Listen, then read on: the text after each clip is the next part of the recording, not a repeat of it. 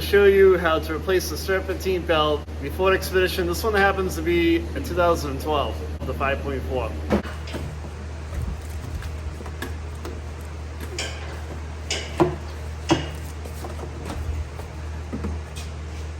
Okay, so when you get the middle removed, does give you quite a bit of room. So what I do recommend is before you pull the Serpentine belt off, take a picture of the routing of it. My truck doesn't have a diagram anywhere on the hood or cowl area or anything. So take a picture so you know what the routing is and you got to replace it. To release the tension off the belt, I'm going to get in here with the 1/2-inch ratchet. You got to press down, and then you can take the belt off the top of the alternator.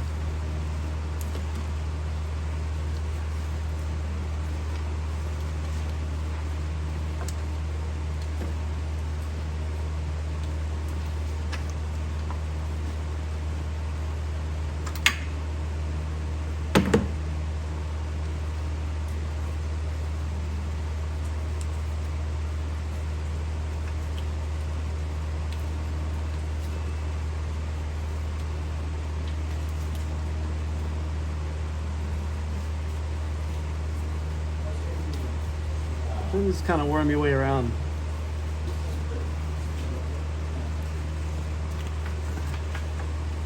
There you go. So whenever you're changing the Serpentine belt, no matter what application, you get your old one off, you want to just match it up to the new one and stretch them out. Make sure that they're tight to ensure that you got the right belt, and we got the right one. So now we'll get going on the install. All right, hey guys. All right, so we're gonna feed the belt right down through the tensioner, pulley, and the body right here, and then get it on the compressor first. Let's get that down there. This is probably the most difficult part to get it on. So let's get this done first, and around there. Kind of by feel. All right, I feel like I got it on there now. All right, and then this is going to go down around the crank like this. Let's get this one on here, down like that. Okay, that's over that pulley there. Someone's got good light in here, I'm hoping. Yeah. And then let's go right around the power steering next. Pull down here. Get the belt up over this one. Okay, and then it comes up around here. And as this pulley on the top one here is going to go up around the alternator like this. And then this one goes down around here. And then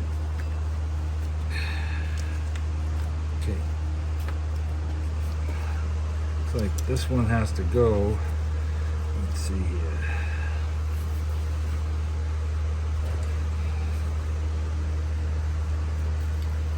What's going up here? We know that it has to come around this pulley here. I think I'm going to take this off. I think it looks like it's got to come, everything's got to come this way with it. And this has got to come around the crankshaft. Yeah, let's work our way over to the power steering last. Go like that, go like that. This goes around here like this. This tucks underneath here. And then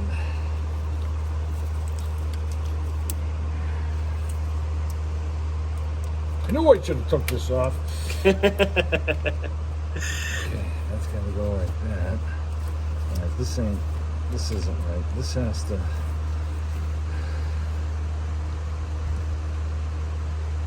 Want me to show you the picture again? No, I got it now. Okay. I think it's got to go around this. That's gonna pull tight to the pulley. Yeah, we got it now. So. Okay. All right. Put it around the power steering.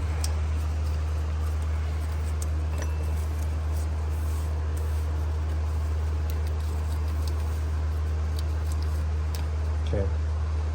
That's gonna tuck under there. Whoops. Okay. Now we just gotta pull it up over to the alternator here. And Tony's got that 1/2 inch ratchet. Gets a little funky over on this end over here, but we're better off starting it the way we did on the going through the tensioner. You have to go through the tensioner first. I'm gonna pull down on the ratchet now. Stretch it up over the alternator.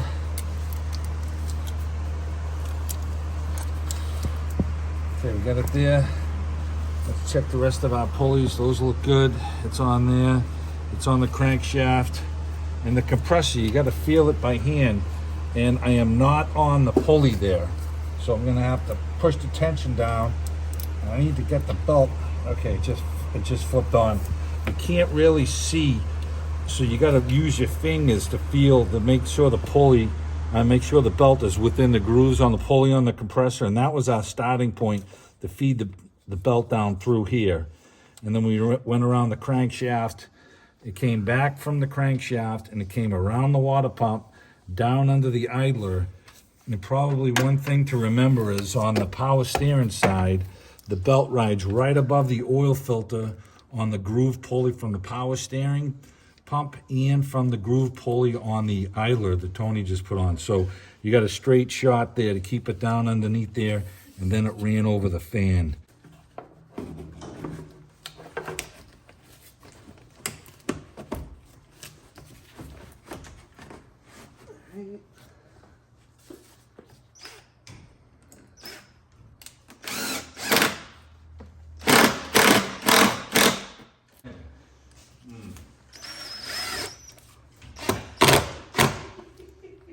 It's all set, everything's tracking right. Hey, no more squeaks. I had a squeak going on under here, and that's kind of what prompted me to replace one of my idler pulleys. So I figured, got 173,000 on this truck. I go camping a lot, we do videos all over the place. So I don't want to risk blowing out another pulley, and sounds pretty good. That's basically it. It's not too bad of a job. If you guys have any questions, leave a comment. Don't forget to subscribe to the channel and like the video if you liked it. Thanks for watching.